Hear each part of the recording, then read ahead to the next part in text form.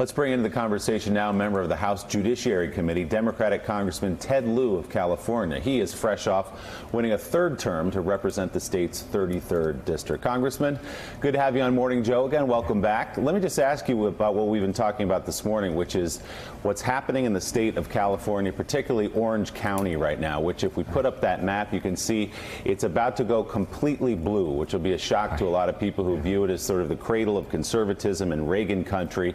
What's going on in your state right now? Thank you for that question. Let me first say my heart goes out to the victims of the wildfires, including those in my district. Amen. And I commend the first responders for their amazing job.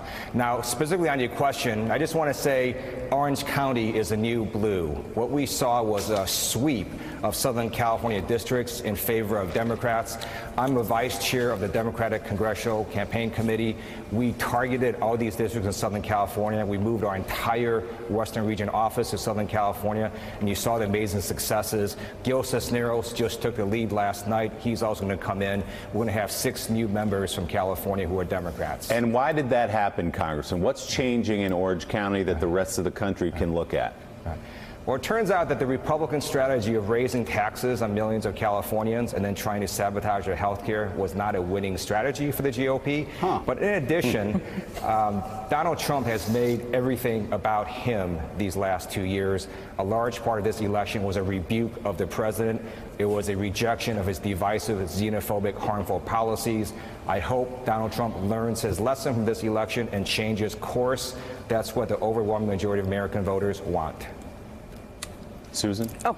Congressman, as we look forward towards 2019, what investigations do you think will be the top priorities now? We've heard, will it be impeachment? What do you see going forward? My view of impeachment is that, like the power to declare war, it is one of the gravest responsibilities of Congress. It should never be our first option. It has to be our last option. So we're going to see what the facts and evidence are from the Robert Mueller investigation. And the first thing we have to do is to protect that investigation. But the president also needs to understand that the train has left the station. It is too late to shut down this investigation. Too many indictments, too much has been discovered. And even if he could somehow shut it down, the Democratic Congress starting next year can continue the investigation. We get subpoena power, we can get documents, so we will find out any criminal behavior that happened during the campaign. So, Congressman Joe Scarborough here. First of all, I wanted to ask you about Nancy Pelosi. Obviously, there's a big battle brewing, if you believe news reports coming out of the House. With my experience, I'm just going to ask, why would Democrats get rid of somebody who, I mean, Nancy knows the House, she knows how to run the House, she knows how to keep a caucus together. And this speakership, I mean, being speaker is not about ideology, it's about competence. And if running against Nancy Pelosi, even conservative districts worked, then Dave Brat would be coming back to Congress. I mean, will Democrats end up supporting Nancy Pelosi?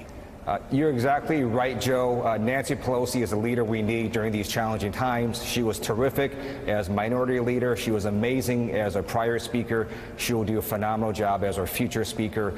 On November 28th, Nancy Pelosi will get the overwhelming support of the House Democratic Caucus. We then send her to the floor on January 3rd as our nominee. And by January 3rd, I'm confident she will get the votes she needs to become Speaker of the House. All right, Congressman Ted Lieu, thank you so much for being with us. We greatly appreciate it. And please know that our thoughts and our prayers are with everybody out in California right now, those forest fires. Thank you so much for being here.